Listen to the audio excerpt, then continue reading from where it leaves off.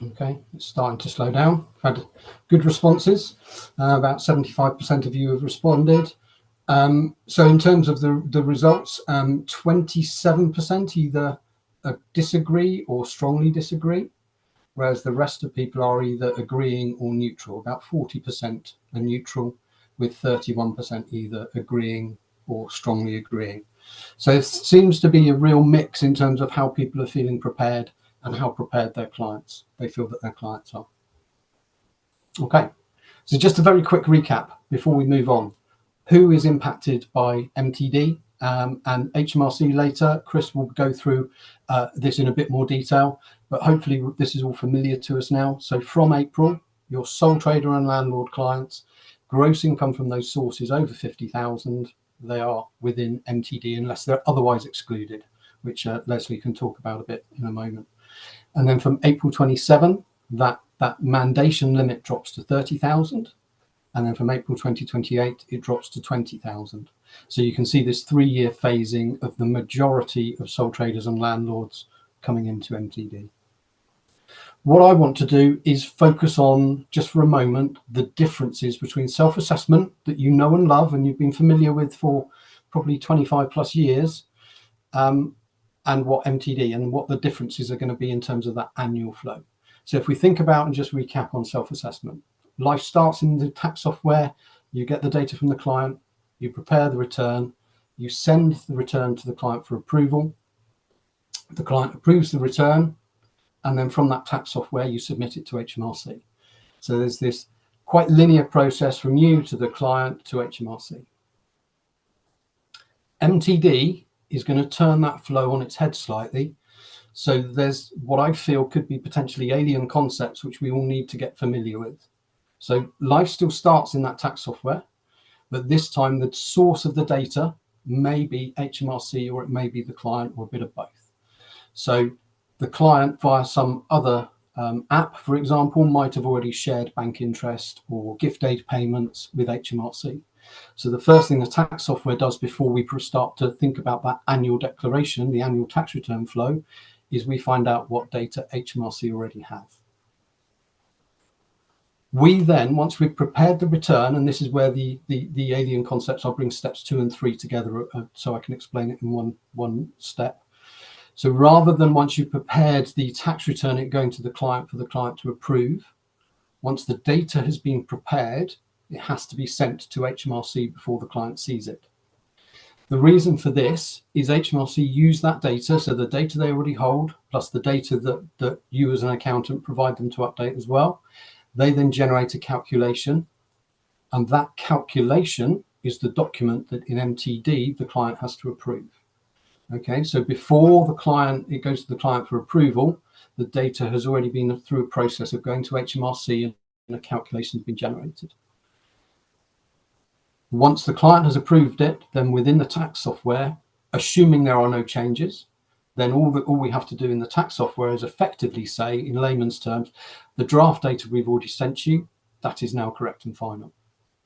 If the client can't approve the calculation at step 4, then we effectively have to go back to step 1, correct the data, resend it to HMRC, regenerate a calculation, and then send a revised calculation to the client. Okay, so this is where the process is a different flow from self-assessment. So conceptually, it's the same, doing an annual return at the end of the year, but there's this new approach that we all have to be familiar with. Another issue that I'd just like to touch on, if we focus for a moment on our self-assessment flow, I think we're all familiar with this. From the 6th of April, we go through a submission period where you get the data, you prepare it, your client approves it, and you submit it. Okay, and that happens from April to the 31st of January. Then I could say that February and March, nothing to do with self-assessment, we will take time off, but we know that's not really how it works. But this is a linear process. All of your self-assessment clients are all in the same process, going through the same process at the same time. If we now reflect and think about the differences with MTD, obviously we know that there are 4 quarterly periods instead of 1 annual period to start with. And so there are 4 mini submission periods. So at the end of each quarter, you have to do a submission. Okay, so at the end of Q1, you do a submission. At the end of Q2, you now actually do a combined submission of Q1 and Q2 combined. End of Q3, you do the 9 months. End of Q4, you do the 4 months. Where I think the challenge may lay with how you think about process within your firm is, on top of this quarterly process happening for 1 year, there is the annual process happening for the previous year. Okay, so for the same client, you've effectively got these two processes running side by side. So there are a couple of instances, 3 instances, where you are effectively doing 2 jobs for the same client at the same time. Okay, that in itself is different to how self-assessment works. The other level of complexity, though, here as well, is with self-assessment, I'm making the assumption that you use one tax product for all of your clients. You use CCH Personal Tax, you as a firm, you use that product, that's the product you use, and this top flow all happens in one place and you can report on it really easily. This bottom flow may be happening in different products. The quarterly submissions may be happening in a different place to the annual submission, and the quarterly submission may be being made directly by the client, and so it's not a submission you're in charge of anyway. And so managing the workflow, managing the process, and understanding where is my next job to be done has this extra level of complexity.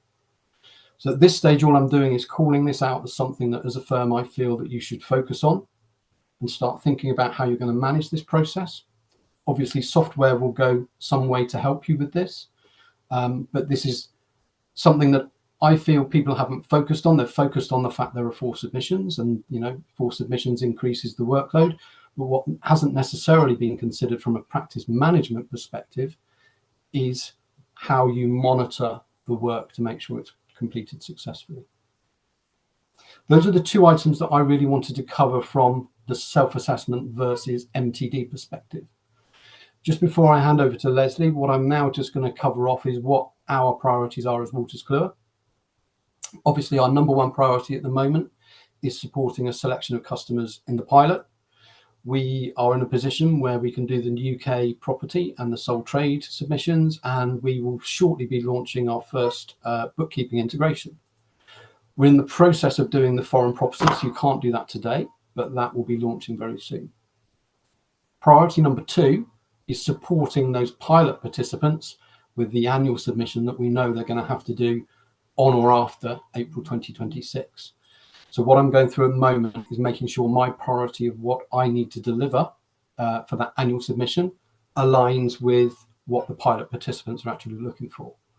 My focus at the moment, and this is going to be clarified in a survey that will go out in the next couple of days to pilot participants, is that the main areas that we need to cover for the annual, on top of obviously sole trader, property income, is bank interest, dividends, high income child benefit charge, pension contributions, and gift aid. But that survey results from pilot participants obviously will absolutely influence that delivery order. Third and final is we know that by the time we get to April 2027, obviously that's when the first mandated annual submission is going to be due. And so throughout the remainder of this year into 2026, you'll start to see staged releases of functionality for MTD from us, focusing on things with feedback we've already had from the pilot as an example. So it would be great if I could generate a report on that pilot, the quarterly submission, and also a process to get it sent to the client for some form of approval. So that's something we're looking at. Other than that, it is making sure we build out the full scope of functionality. And just for clarity, MTD and SA100 have, as a headline, the same scope. MTD doesn't sit alongside an SA100. You don't do quarterly submissions and then do an SA100 return at the end of the year. Hopefully, we're all aware that MTD is the 4 quarterly submissions plus an annual MTD tax return.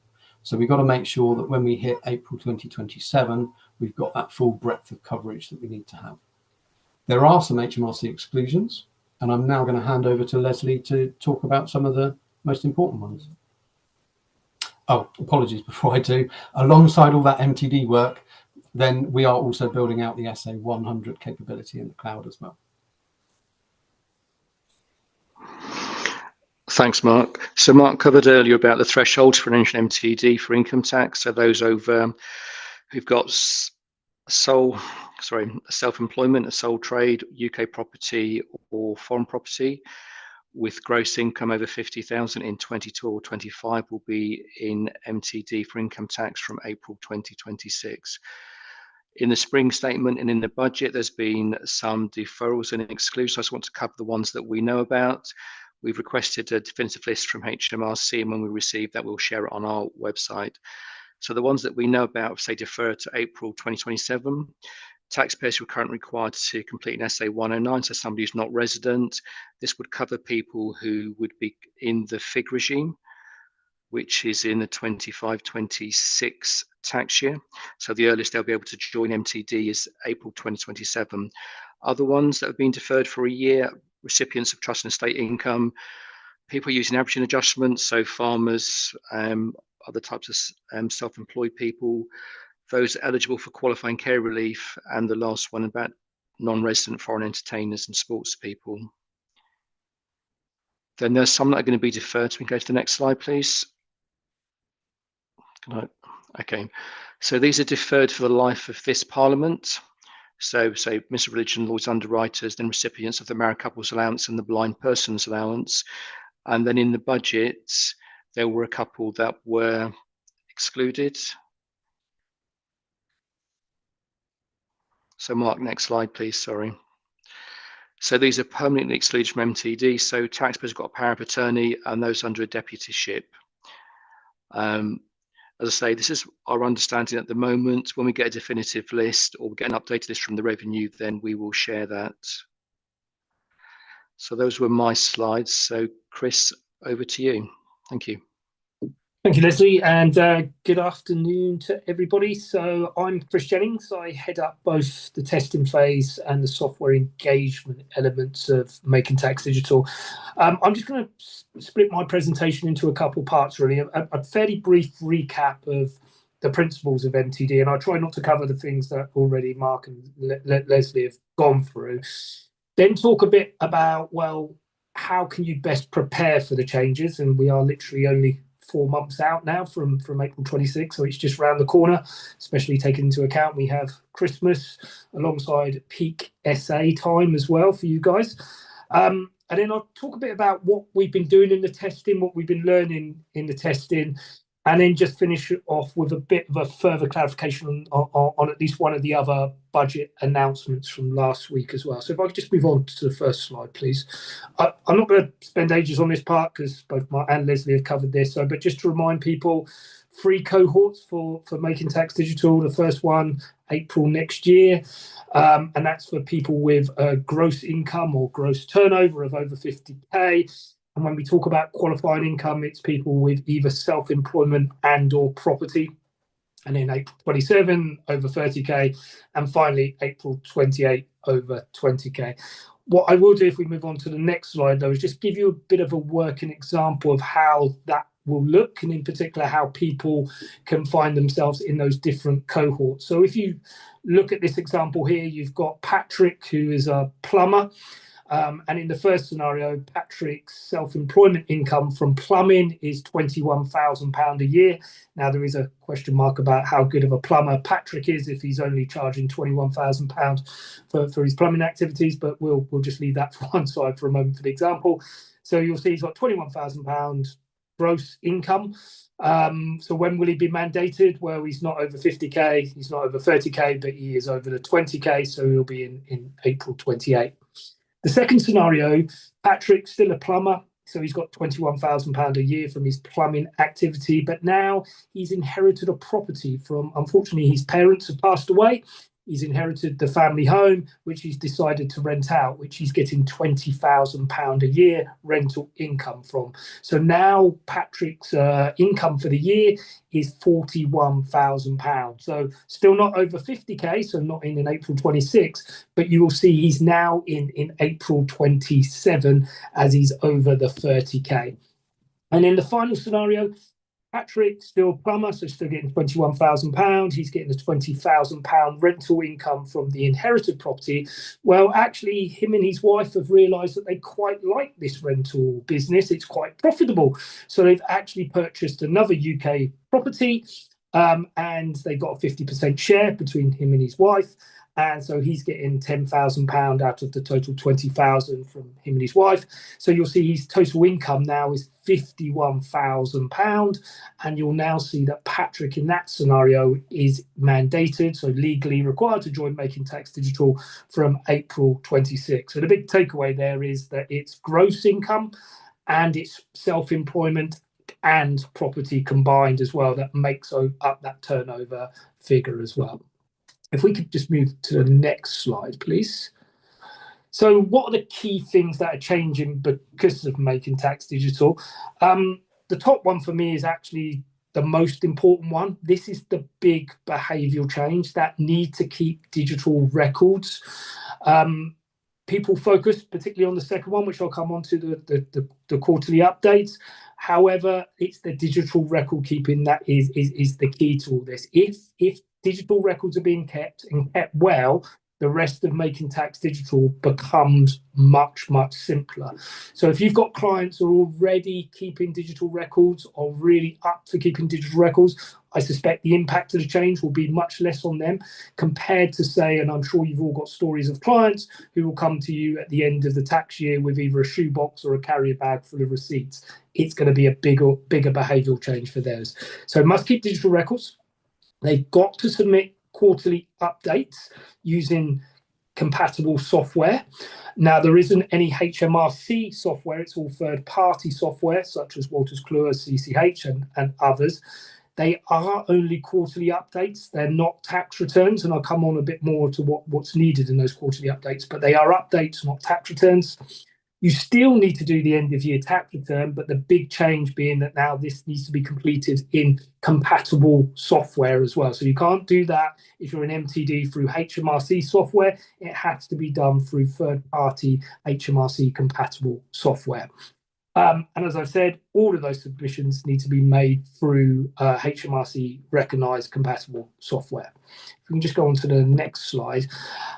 And I won't labour this point much because I know Mark mentioned it before, is actually you don't just need to have one software product. It's entirely up to you how many of those compatible products you use. They usually fall into two categories. So you've got what I usually call is that all-in-one software product. So that does everything for you. So that will keep the digital records, it will do the quarterly updates, and it will do the end-of-year tax return. Or you can use multiple software products to do any or all of those parts. So you could have one software product that does the digital records and does the quarterly updates, and then you could have a completely different product that does the end-of-year tax return. The beauty of HMRC is the choice is up to you, and it's whatever works for you.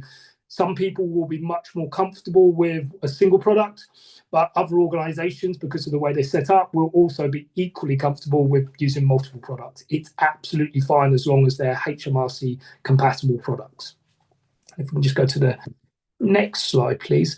So those two key changes in terms of digital records and quarterly updates. So when we talk about digital records, what is it that actually needs to be included in the digital record? And it is as simple as 3 key things. So the amount, the date, and the category. And the category is things like expenses, etc., and things like that broken down as well. But that's all that needs to be in the digital update. Then the quarterly update, as I said, so they are literally, but as they say, they are literally updates. So they are summaries of unadjusted mandated income and expenses. So you don't need to do any of those adjustments in the quarterly updates. It is just literally the summaries. A bit similar to the VAT return, if you like, in terms of that the input tax and the output tax are just summaries. But the key difference is this isn't a tax return. It is literally just a summary. So when you hear people still say that MTD is introducing 5 tax returns, that is not the case. There's 4 quarterly updates and 1 end of year tax return. And if we just move to the next slide, hopefully this will help set that out to you in terms of what that year, for that tax year, will look like for Making Tax Digital. So on the left-hand side, you've got the customer or the taxpayer. And again, we can use Patrick the plumber as an example, if you like. You'll see in this example, you've got Patrick, who's got 2 self-employment incomes. So the first one, possibly the plumbing activity again. He's also got another self-employment income now. Let's say that when he's on the plumbing, he started to realize that he can pick up some of the old equipment there, and he's been able to sell it on eBay. So he's got a bit of a side hustle. So he's got 2 self-employment incomes. He's also got the UK property income, and he's also got a foreign property now that he's purchased. So you'll see that he's got 4 income types there. Now, each one of those creates a requirement for 1 quarterly update. So you'll see in this example, there's actually 4 quarterly updates that Patrick needs to do every quarter. Now, on the face of it, that looks super, super complicated. However, I go back to that point about the key of keeping digital records. So each one of those income sources will have digital records attached to them. And if they're being kept in a really good way, then it is in essence effectively clicks of buttons in software to make those quarterly updates. You'll see as the year goes on there, we've laid out those 4 quarterly updates. So you've got quarter update 1 due the 7th of August, the second one 7th of November, the third one 7th of February, and the fourth one 7th of May. Now, on these quarterly updates, they're actually cumulative. So what that means is if you look at the first quarterly update, update 1, that runs from April to June. Now, the second one doesn't start from the beginning or from July. It goes all the way back to April and then runs through because it's cumulative. So when you get to quarterly update 4, that covers the whole tax year. So it would be from April all the way to the end of March. And the bonus of that is that you don't ever have to make any adjustments to any earlier quarterly updates if for any reason there's an error in them. So say something was missed out or you just weren't able to fill it in completely, you can just catch up on the next quarterly update as well. So that makes it much easier to do, and hopefully goes a long way to show that they are literally just quarterly updates and all we're expecting is summaries. They don't have to be perfect. Now, what I would say, though, is the more accurate you can get them, the better the in-year tax estimation we can give you will be. So every time you submit a quarterly update, we're able to give you an in-year tax estimate, not just based on the amounts you put in the quarterly updates, but also any of the sort of pre-populated information we have from the systems in the background as well. And I won't talk too much about the end of year process because I know Mark was covering it earlier again, but that just shows once you get to that end of year, you've got those 4 quarterlies that then feed in. It's at that point that you need to do the allowances, the adjustments, the loss claims, all of the things like capital gains tax, dividends, all of those sort of adjustments before you get the calculation back. You then declare and then you make that end of year tax return, albeit, and this is really important, it should be a much, much simpler process because you're going to get a lot more pre-populated information from HMRC systems at the point that you submit that end of year tax return as well. If we can just go on to the next slide, please. So how can agents best prepare for the changes that are just round the corner? Now, we think there are 2 key things you can do. So the first one is to join testing. And you're able to join testing at any point all the way up to the end of March next year as well. So you're not too late to join testing. And at the point you join it, you don't need to catch up with previous quarterly updates because they're cumulative. You just pick up from the update that's due at the point that you join the testing. Now, there are lots of good reasons to join testing in terms of helping HMRC shape the system, test the system. However, I think the real benefit for joining testing, and I hear this all the time from all the agents that are actually currently in testing, it effectively allows you to test drive what MTD is going to feel like for you and your clients as well. So it's all well and good understanding what the principles of MTD look like and me explaining how it works as I just have, but it will be different for each one of you and it will be different for each of your clients. So being able to understand the impact and then to react with things like, well, what's my internal processes going to look like? What about letters of engagement? How much am I going to charge people to do this? Who's going to do the quarterlies? Am I going to do it? Am I going to deploy bookkeepers? Or would I even allow one of my clients to do it as well? All of those questions you'll be able to easier answer by joining testing and actually experiencing it yourself.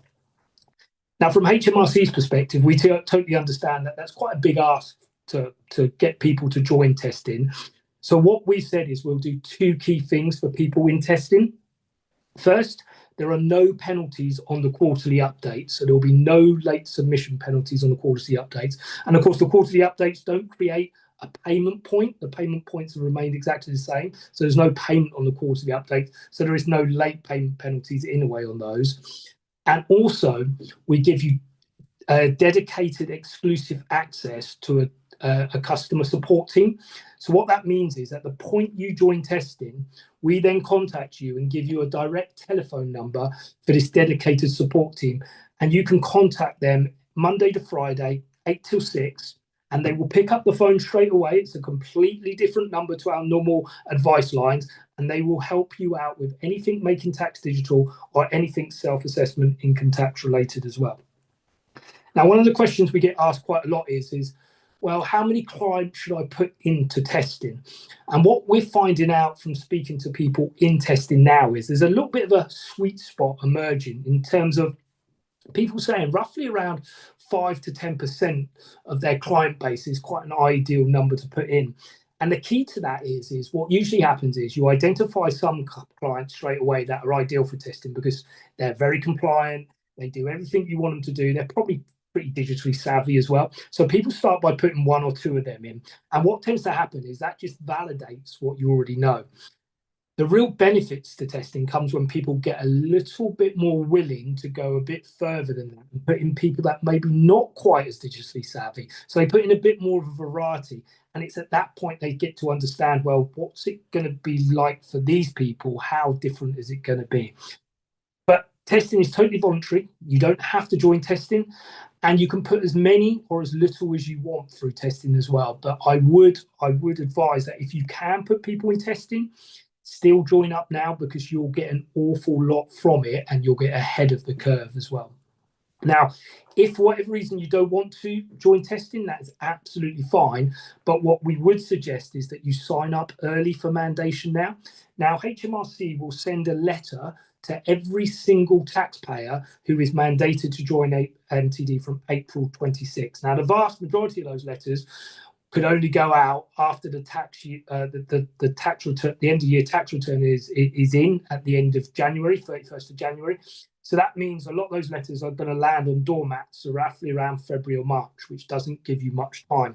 Now, if you know that you have clients that are already over that 50K threshold, sign them up now. Look, it takes on average about 5 minutes to sign up.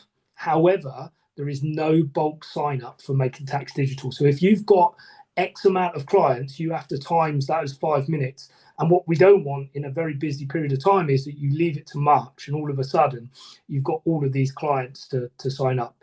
It takes 5 minutes to do, so start doing it now. And once you've signed up, you don't have to take any further action. So they just sit there in the background as well until April 26. So it's a really good way to get prepared for next April. We can just go on to the next slide, please.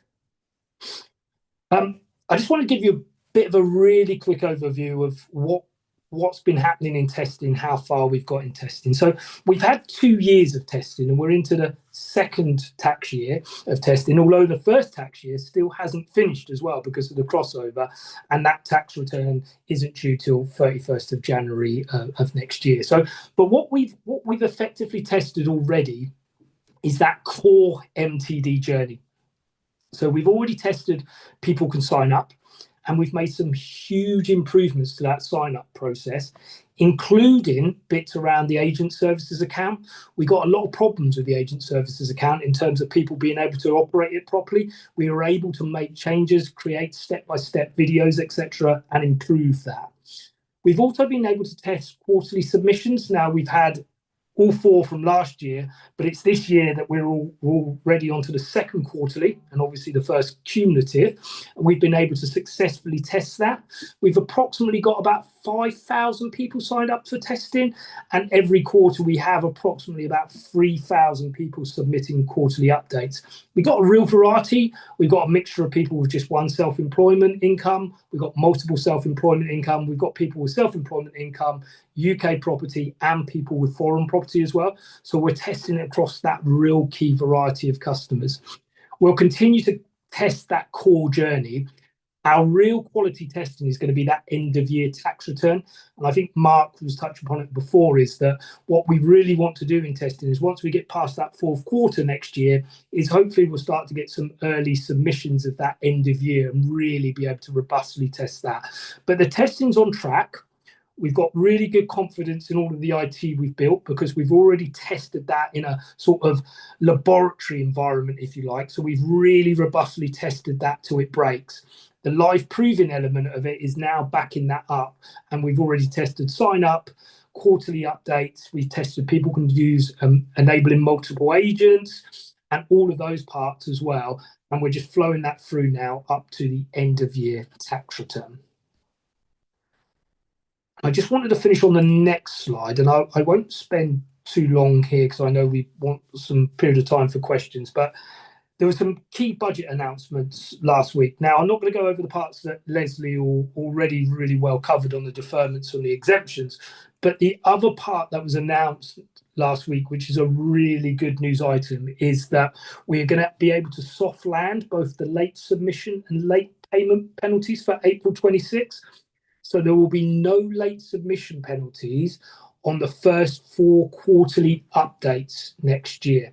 Now, what that doesn't mean, though, is that we don't want people not to submit quarterly updates. It's really important that you sign up and you submit those quarterly updates. What we're saying there is that actually we're giving you a little bit of leeway to enable you, if you're going to be late for whatever reason, that's fine. We won't penalise you, but we're absolutely expecting that you will still do those quarterly updates.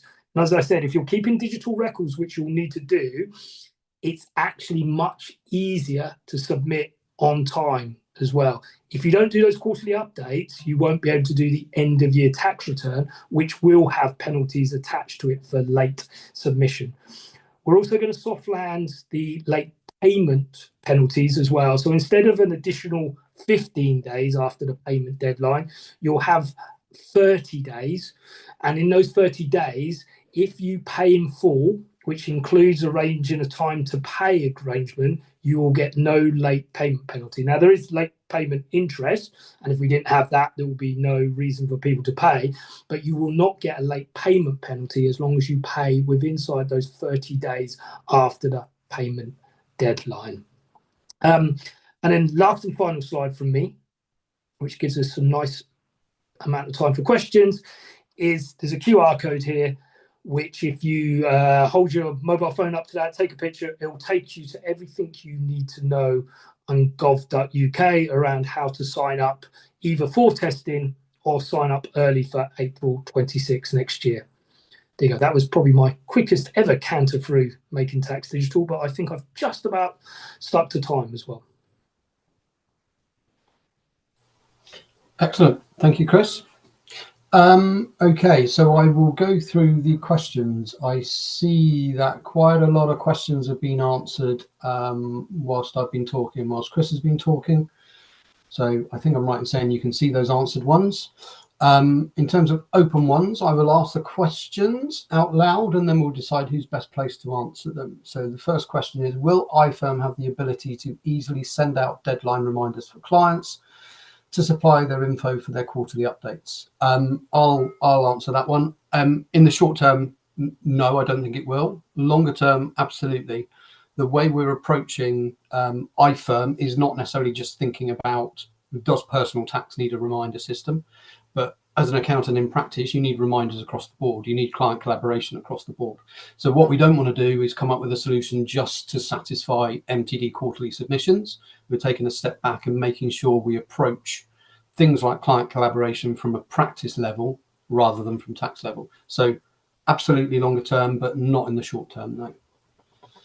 And then Laura has a comment. I think it was your example of Patrick. I think the point Laura's making was that if your example was linear, as in year one, this was his position, then year two, it was this, in year three. Yeah, that's fine. Do clients need different software for trade and properties? Can multiple trade and properties be put onto one software? So I don't know if that's one you want to pick up, Chris or Lenny. I can pick it up from a HMRC perspective. It literally depends on the software provider. So some software providers will allow you to do that all in one product. They may have restrictions around licenses and stuff, but that is very specific to each software provider. But in theory, you could just do it with one software provider. Okay. Sorry, Mark. Oh, yeah, go on, Leslie. So there's different things. You've got the quarterly submissions. So that you'll need to have a digital record keeping system for that. So that could be a bookkeeping solution for property. There are things like Hammock and Patmar. And then you've got a choice. You can either do the submission from that software, or if you're using a different piece of software, say for the tax return at the end of the year, what used to be called the final declaration, you can bridge it into there and submit it there, and then do the end of year tax return. So it's really, as a practice, what you want to do, who you want to do the bookkeeping, and also consider how you're going to charge for this. So the taxpayer is doing the bookkeeping, you're doing the year end. That might be one thing. If they are doing the digital records and asking you to review it and do the quarterly submissions, there might be additional fee. And if you're having to keep the digital records for the customer, there might be something else. But in terms of software, as long as it's approved, then you can choose one or more depending on your needs. Thanks, Mark. Excellent. Chris, this is one for you, I think. I don't know whether you're going to be able to provide a constructive answer, but I'm going to read it out. How did this quarterly submission get mandated and by who? We currently have a dysfunctional system, and it goes on from there. But I don't know whether you've got anything you can add from a historic perspective as to the benefits of quarterly submissions. I mean, I totally get it, and it still comes up, and it's totally understandable that some people do struggle to see the benefits of it. But I would go back to the point that, you know, if you're keeping digital records and you're keeping them really well, the actual quarterly updates become so much more simpler. And the people we've seen in testing, an awful lot of people come back and said, I was really worried about the quarterly updates, how much extra work it was going to take, etc. What we're actually finding is people are finding it much easier than they expected it to be as well. Now, you know, there was an awful lot of consultation on whether we did it quarterly, whether it was slightly longer than that, or whether it's slightly shorter than that as well. We had to land somewhere. There was some benefits seen in terms of almost aligning it to similar to VAT, etc. So there was an awful lot of consultation, but the bottom line is we are where we are with it. It's happening from April 26. We just need to make sure that everybody is well prepared for that as well. Okay, thank you. I'm going to read out Liz's question, and then I myself am going to expand it slightly because I think there's more scenarios that the same answer will cover. So if someone is mandated for rental income from April 2026, so they're in MTD because of their level of rental income, but then become non-UK resident halfway through the year, and that could equally be one of the other exclusions we're aware of. So it might be they would start to receive trust income, etc., etc. What I guess is, just to summarize it, what's the process of if you get into MTD, but in the short term you can't complete your MTD journey? What's the process for getting back into self-assessment? So there's a couple of things there. So in these examples, they're quite specific because of the exclusions, etc. So they would need to contact HMRC, make us aware of it, and then effectively we can, you know, we'll look at the case, and then we can move people back into that old system. There is a nuance to it, though, in terms of if you change that example around and just said that the turnover dropped. And I think that's an important part, because once you're in MTD, you are in MTD for 3 years. So what that actually means is very few people from a turnover perspective are not going to leave MTD, because time you get to those 3 years, we're over the 20k. So it's only if their turnover has dropped below 20k, or if they've actually ceased trading, etc. And again, they would need to contact us, and then we can advise of the next steps. Great, thank you. Then a question from Laura, which I think is to do with the penalty easement in the budget. As there are no penalties for late quarterly updates now, what is the incentive for our clients to join MTD before doing the Q4 and end of year returns? I mean, people are, the simple answer is people are legally mandated to sign up for MTD, to keep those digital records, and then to make the updates. The key again, I think, is one, the sign up, and then the keeping of the digital records.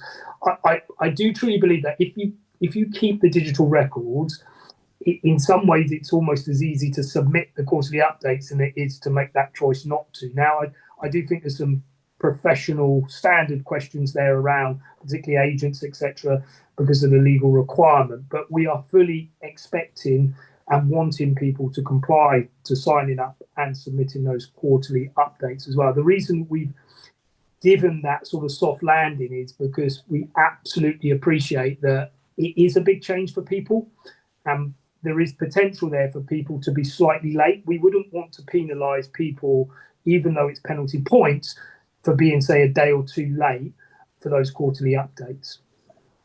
Okay, great. And I think very much connected to that question is Caroline's next question, which is, if there are no penalties, can I just do a Q4 submission? So I do 2 submissions, Q4 being all the year, and then an annual. My understanding is you still have to do Q1, Q2 cumulative, Q3 cumulative, Q4 cumulative. Is that right? So technically, Caroline's kind of correct there, that from a system perspective, you because of the cumulative, the earlier ones get marked, and you get to the fourth one, which of course is the one that covers the whole year. So technically you could do that, and some people will do that regardless of the penalties, because you might have seasonal trade, for instance, so you might have nils for the 2 of the quarterly updates, for instance, and 2 of them not. So there are real reasons for doing it.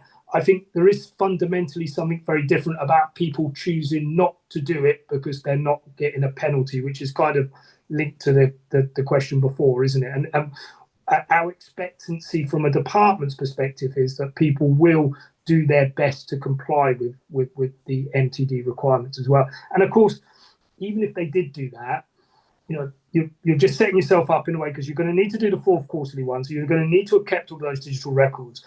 And the better you get at doing it this year will make it easier for you for the following years as well, where those penalties will apply as well. Okay, Chris, sorry, because I think the point is that if there were penalties, then the agents can say to the taxpayer, if you don't give us the information, we can't do it. Now that's taken away, and some people may not be familiar with MTD, or there might be reluctance, like, why do I need to do 4 submissions? So it's less, I think it's less about the agents, it's more about focusing on the taxpayers and how they do this. And whilst you say there is a requirement to keep digital records and it has to be done by the due date for the submission, without those penalties, it makes it, a number of agents have expressed it makes it harder for them to go to taxpayers and say, give us the information now, and they'll say, what? And perhaps if we don't, oh, nothing. Okay. No, I do appreciate the position there. I think there's a balance to be had, isn't there? I think if we sat here, what would people prefer overall? Would we prefer to be penalising people in that first year, or would we prefer the position that you've just suggested, Leslie? Now, I don't think there's a silver bullet. I don't think there's an ideal answer. I do believe HMRC landed with the right answer in terms of soft landing those penalties, but that doesn't take away that there will be some degree of challenge, particularly in that agent space, to make clients comply to it as well. We will, as a department, though, even though there will be no late submission penalties, we will still be chasing people for any submissions, quarterly updates that we don't receive as well. So it's not as if you won't hear from HMRC, and we will be making it clear that in a normal year you would be charged a late penalty here as well. Okay, thanks, Chris. The next question relates to signing up mandated clients. So what is the actual deadline for a mandated client? Do they have to be signed up by the 5th of April, i.e. before mandation kicks in, or is it just in time to do that first quarterly update? That's a good question. I'll take that one away and get what the sort of technical and official answer is on that as well. I mean, of course, the actual requirement is that they start keeping digital records from that date, 5th of April. So they must keep the digital records. I'm really clear about that. If they didn't sign up for then they can sign up a bit later, However, they're compressing the window of needing to keep digital records, making sure that they've got software and all that software is linked together as well. I will come back unless Lenny has the more official answer in the background. Technically, they should be signed up for them, and they've got to be keeping digital records. In terms of the actual sign up, I think there is a little bit of flexibility there, but we certainly wouldn't want to be encouraging that unless there's a different answer you want to add, Lenny. Sorry, I'm busy typing away answers to other questions. I'll take that one away then, that's no problem. Okay. So what the next one? Okay, so this is from an accountant. Obviously, we're struggling to get clients to sign up to testing. They don't want to do it before they have to. So it's the next part of the question, which is that I think they're looking for feedback. Is it possible through CCH, and then I'm going to put in brackets, or any other software provider, to set up a dummy client so they can test the software and the process before they include real clients? We feel it is important to work out pricing, etc., for a quarterly return. So I can answer from CCH perspective, which is no, we can't, not in the live environment. I don't know if you've got anything to add to that, Chris. No, similar. I mean, it's something we've looked at, but the challenge we'd have as a department is that the value of testing, or as I think it's more live proving, and that's the key term, live proving, is that you're able to actually flow all of that live data across all of the HMRC ecosystems. So it literally tests it. Now, if we were to try to do that with dummy data, we run the absolute huge risk of then contaminating our system with dummy data, and that would be potentially catastrophic for us to be able to do that as well. So that's why we haven't been able to do it. I appreciate as well, it's not always easy to encourage people to sign up for testing as well. There is a challenge there. Okay. The next question is from Laura, and I don't know if this is directed partly at Wolters Kluwer and partly at HMRC. When will the APIs for the end of year tax returns be available? So from an HMRC perspective? So I think all of the APIs for all of the income types we know about are already available. Mark, you or Leslie can tell me if I'm inaccurate in that. Now, if there's any new income types that are bought in, etc., then they will also be made readily available as part of our roadmap. So we have a roadmap that we supply to all developers, which sets out exactly which APIs are there. But I think all of them, if not the absolute vast majority of them, are already available. But I'll let Mark and Leslie come in if there are any that are outstanding still.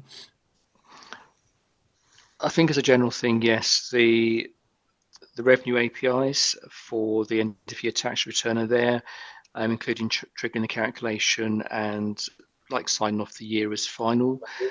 There are some which are coming later. So partner income, I think, is either December or April into the production environment, I think for 26, 27.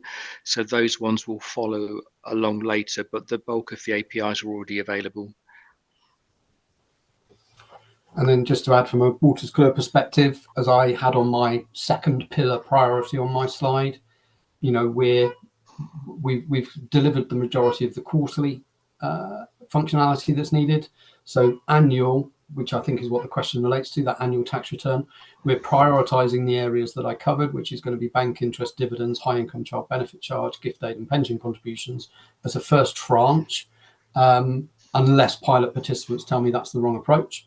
But obviously then into 2026 and beyond, we will then deliver across all of those HMRC APIs well ahead of the mandation. The next question, so this is from Chris. So if total income is over 30,000 in 26-27, so you're triggered for MTD for the following year, but you already know that you're going to be below that mandation limit in 27-28, do you still need to sign up and go through MTD? I think I know the answer, but Chris? You can fire away, Mark, if you want. You can test yourself and check if I don't mind. Go for it. There you go. I'll answer it. So you're over the threshold. You need to join MTD from April 28.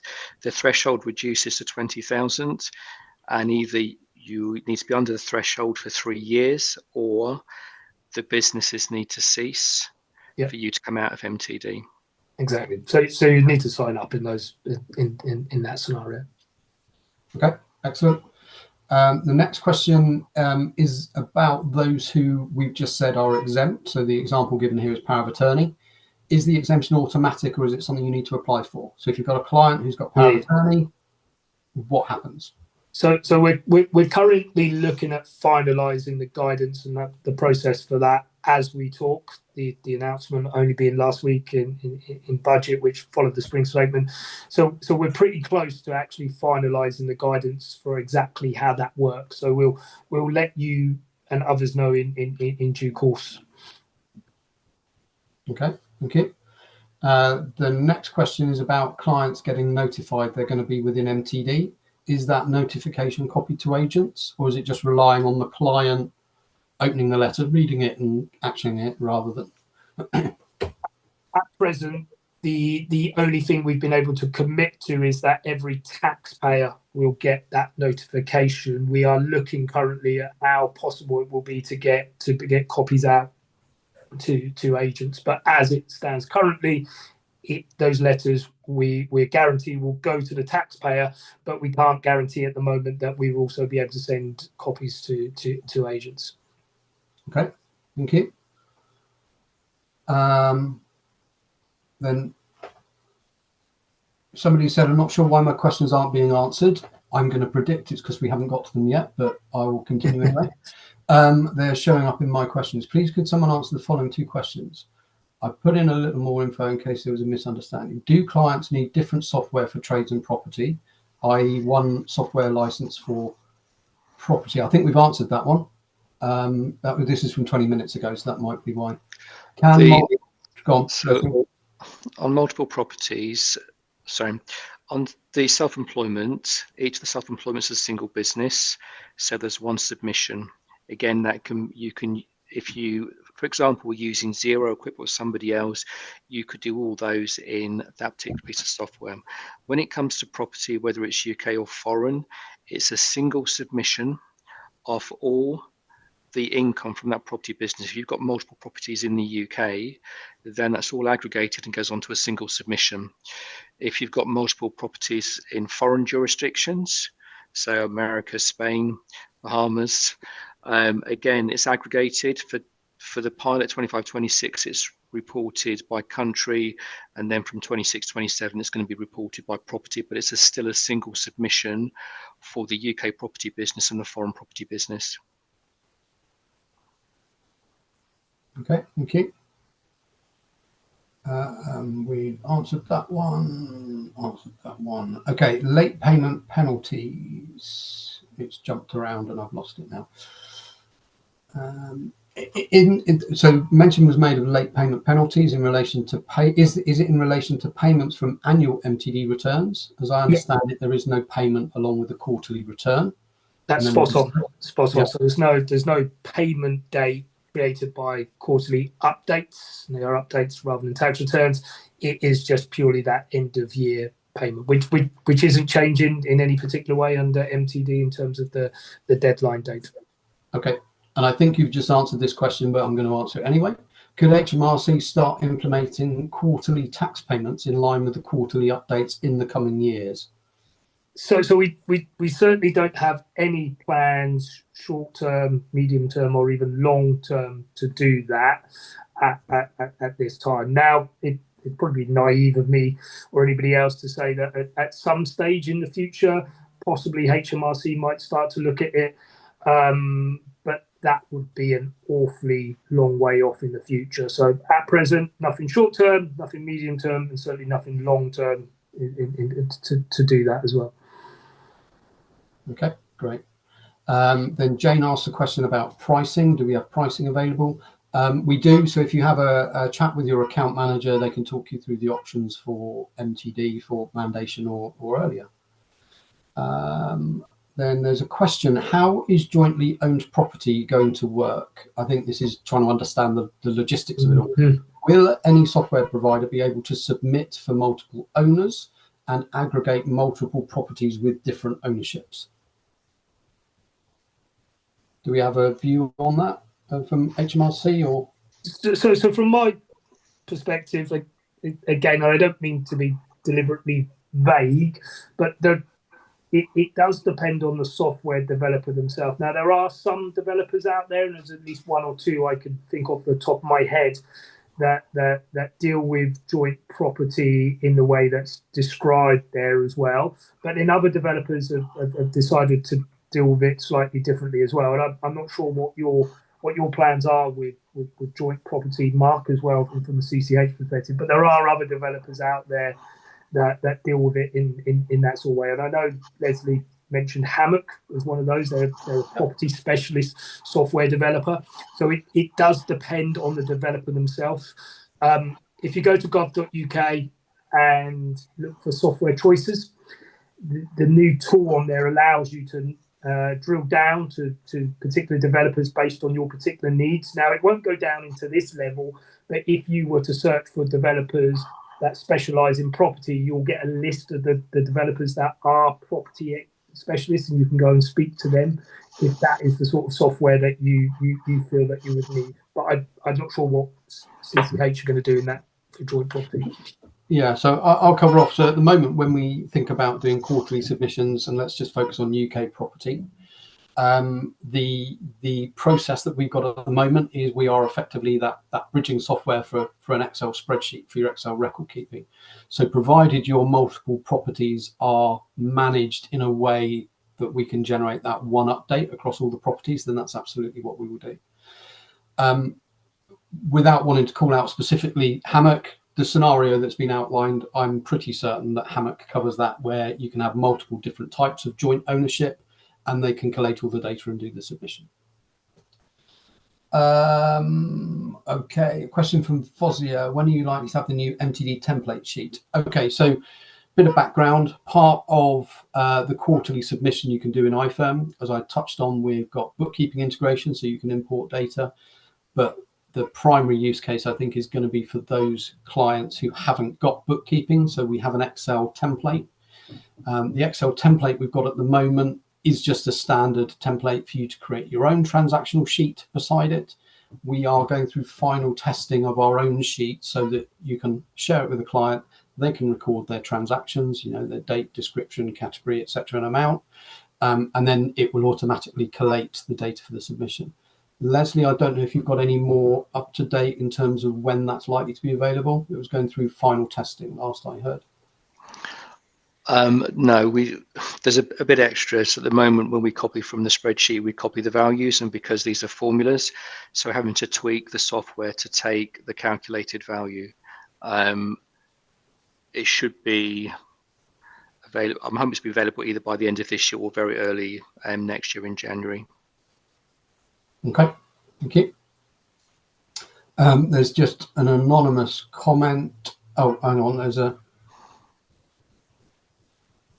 Yeah, so as Steph's quite rightly pointed out, we have run out of time, so we will go through the remaining questions and deal with... Sorry, Mark. Yeah. I know we've run out of time. There's one on free software. Maybe Chris could answer that one.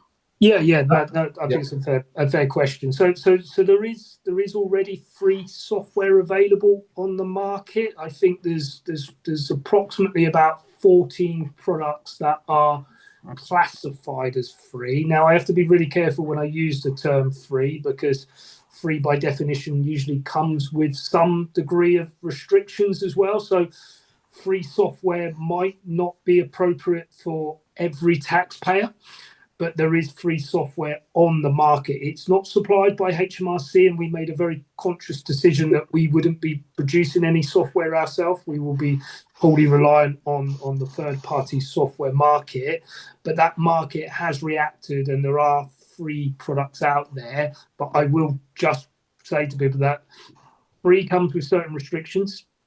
and free wouldn't be suitable for every taxpayer. It generally suits people with very, very simple tax affairs, maybe one in self-employment, income trade, etc.